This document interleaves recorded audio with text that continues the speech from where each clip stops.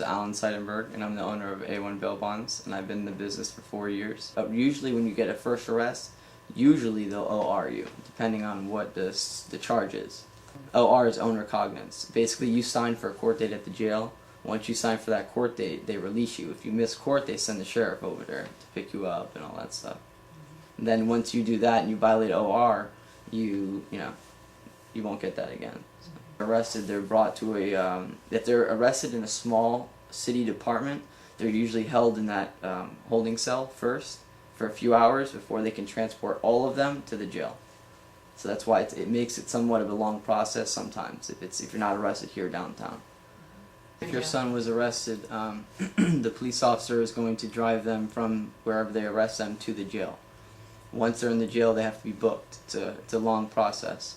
Once they're booked, they have to basically see a magistrate. Okay. After they get the bond, then they have to call us. Okay. The family member has to come in, co-sign, give us the 10% of the bond. Then we go to the jail, post that bond. After we post that bond, it does take the jail 8 to 12 hours roughly to release the inmate. After the inmate is released, they have to come in, do their paperwork. After the paperwork is done, then they have to go to their court date, which is usually a month or so from when they're released. They have to bring with them a valid ID. It could be an ID, driver's license, could be passport, any kind of picture ID. They have to bring a proof of employment, proof of residency, so it shows that they have an employment and residency somewhere that they've stayed at least for a year.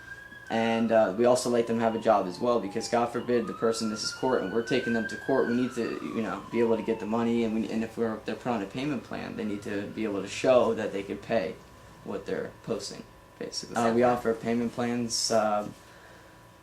Basically, if you have the 10% is what we need. Okay, we could charge half of that 10%. As in payment plans. We could just offer payment plans which are basically, it will suit them. I mean, whatever best suits them, we offer. Every bail bondsman has to charge 10%. There's no anywhere around that. We can't do refunds, we can't do rebates, no, nothing like that. It's always 10%.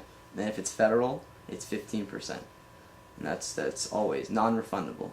It's always the fee. Every bail bondsman charges is the same fee. It's very cold. The lights do not turn off. It's not like where the lights turn off and you're in a warm, cozy environment. It's not like that. It's very loud. There's a lot of echoing. You don't get to use the phone when you want. You don't eat when you want, and the food you eat isn't really recommended by anybody. What else? I mean, that's really about it. You're in an environment that you don't want to be in. There's a lot of people you don't want to be around, and yeah. Well, the benefits is if you have a job, you can at least go and work and continue to have an income. If you have kids, you can continue to help with the kids. If you're a single parent, you can be there for your kids as well, because you're not going to be there. What else? I mean, there's so many benefits. You can hire an attorney, fight the case, be with your family, not be in a jail and wait. It's everyone's right. That's their constitutional right, is to be released, to wait for their court date, to fight trial. Very surprising was how many people get arrested and how many different sorts of people get arrested. There's good people that get arrested that happen, things happen. Then there's the people that are the career criminals that just know what they're doing, and it's a continuous job for them. And I like helping people. I like helping them. The people it's their first time and they're very not knowing what to do and it's traumatic to them, I like to help them. I helped a client, he had a bad drug problem, posted bond for him, kind of gave him words of encouragement, and now he has a job, he's getting, he's good money, he's posting on Facebook, he's making money and stuff, so he's doing good, he's staying clean, and he's doing good. If it's a very if it's a very gruesome crime, if it's a murder, first-degree murder, attempted murder, armed robbery with violence and causing bodily harm, DUI causing bodily harm. Basically, when you're causing harm to somebody, of great bodily harm, you're usually not allowed to have bail. They usually want you to go in and see the judge and go from there. I'd say maybe 2 or 3%. You know, a lot of them go to court.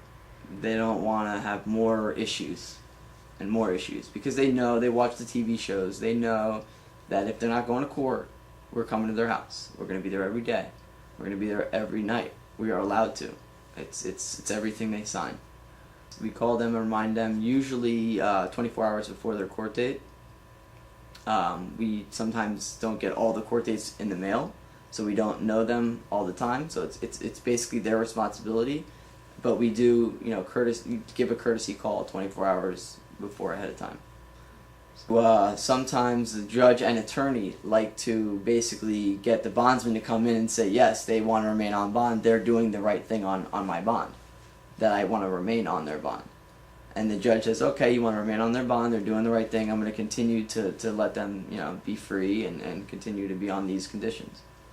They're still on bond, there's still more court dates to appear to. It's not usually just one court date and that's it, because it's just continuous. It's like calendar call and plea conference, and there's all kind of case disposition, there's all kinds of different, you know, things that they have to go to court for.